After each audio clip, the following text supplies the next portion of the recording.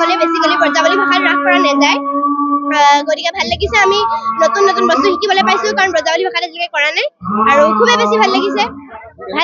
ভাল লাগিছে কৰি পেলাই মানে শিকিবলৈ পাইছো বহুতখিনি কথা ব্ৰজাৱলী যিহেতু নেজানো নিউ ল্যাঙ্গুৱেজ অলপ হলেও জানিছো মিনিংবোৰ কি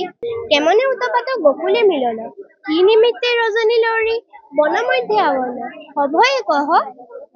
আৰু এটা আছিলে দৃষ্টং বনং শ্লোক এটা মই ক'ব বিচাৰো দৃষ্টং বনং বিকশিতং শীতলং শোষি শোভিতং যমুনা জলে বাটে ন জাত প্ৰতিদিত হে সখী খবৰ যদি বৃন্দাবন দেখিতে আবল্য বিকশিত বৃন্দাবন দেশ হল যদি আমাকো দেখিতে আবল্য আমাকো দেশ হল হব সত্ৰই চলে আমাৰ গোলাঘাট আধাৰ সত্ৰত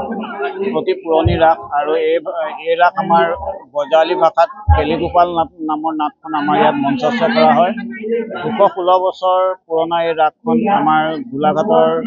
আধাৰ সত্ৰ সমূহ অঞ্চলবাসী ৰাইজে ইয়াত পাতে